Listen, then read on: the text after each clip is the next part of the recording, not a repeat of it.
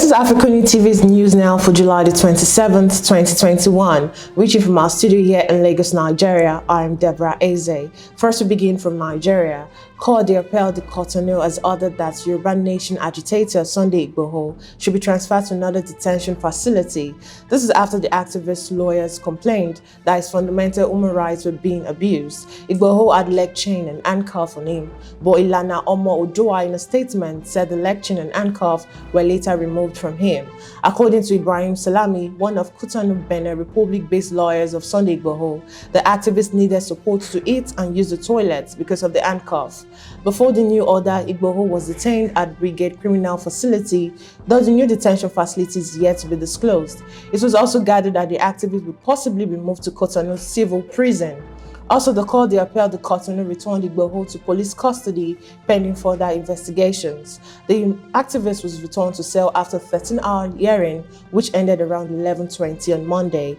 And in more stories, despite heavy deployment of security operatives to the Federal High Court and disruption of activities within and around the Abuja division of the court, the federal government yesterday failed to produce Nnamdi Kanu for trial as planned. Leader of the indigenous people of Biafra, IPOB, who was rearrested in Kenya last month, was scheduled to be brought before Justice Binta Nyako to resume his trial yesterday. Kanu had jumped bail in September 2017 and since then been speaking from undisclosed location before his rearrest. He was intercepted on June 27th and repatriated in Nigeria in a child operation conducted by the Nigerian security operatives in collaboration with international partners. At about 8 a.m., a long convoy inched into the court's premises, believed to have brought the IPOB leader, a development that further tightened the security situation around the court and threw the joint security operatives into a frenzy. And we move to Africa, where students continue protests at the University of Kinshasa campus in the Democratic Republic of Congo, where police are regularly accused of harassment and pocketing max fines they collect. The protest stirred after a police officer shot a student over the weekend for not wearing a mask while filming on the streets of the capital. The schoolmates of the now deceased student, Honoré Shama, could not hide their frustration. The policeman responsible has fled and the city's police is searching for him. The head of Kinshasa Police General Silvano said police have detained 2 officers present during the incident provoked by the irresponsible colleague, as well as the head of a local police station.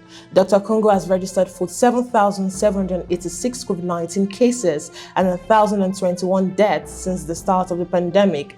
Vaccinations have been halted in the country since July 10th because the AstraZeneca vaccine in stock past their expiration dates. And away from that story and onto the international scene, US President Joe Biden and Iraqi Prime Minister Mustafa al-Kadhimi sealed an agreement formally ending the US combat mission in Iraq by the end of 2021. But US forces will still operate there in advisory role. The agreement came at a politically delicate time for Iraqi government and could be a boost for Baghdad. Kadhimi has faced increased pressure from Iran-aligned parties and parliamentary groups who oppose the US military role in the country. Biden and Kadhimi met in the Oval Office for the first face-to-face talk as a part of strategic dialogue between the United States and Iraq. Our role in Iraq will be to be available to continue to train, to assist, to help, and to deal with the issues as it arises. But we're not going to be by the end of the year in the combat mission, Biden said as he and Kadhimi met. There are currently 2,500 US troops in Iraq, focusing on countering the remnants of Islamic State. The US role in Iraq will shift entirely to training and advising the Iraqi military to defend itself.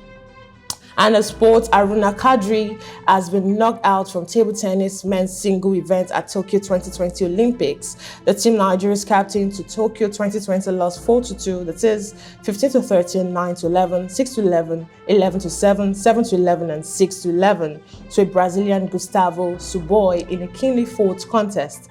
With his defeat, all Team Nigeria's representative in table tennis have been knocked out from the Olympics. Other Team Nigeria's representatives in table tennis who have been eliminated from the competition are Funke Oshonaike, Ofyong Edem, and Olajide Omotayo.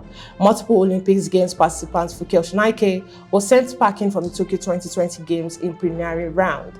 The 45-year-old Oshonaike lost 1-4 to Wan Liu of the US in the women's table tennis singles. And that's all we can take on AFRICUNIA TV News now. For more stories, visit our website on africunia.tv. Follow us on all our social media platforms on Joint and Pangram. Subscribe to our YouTube channel, Like and drop a comment for us on the comment section.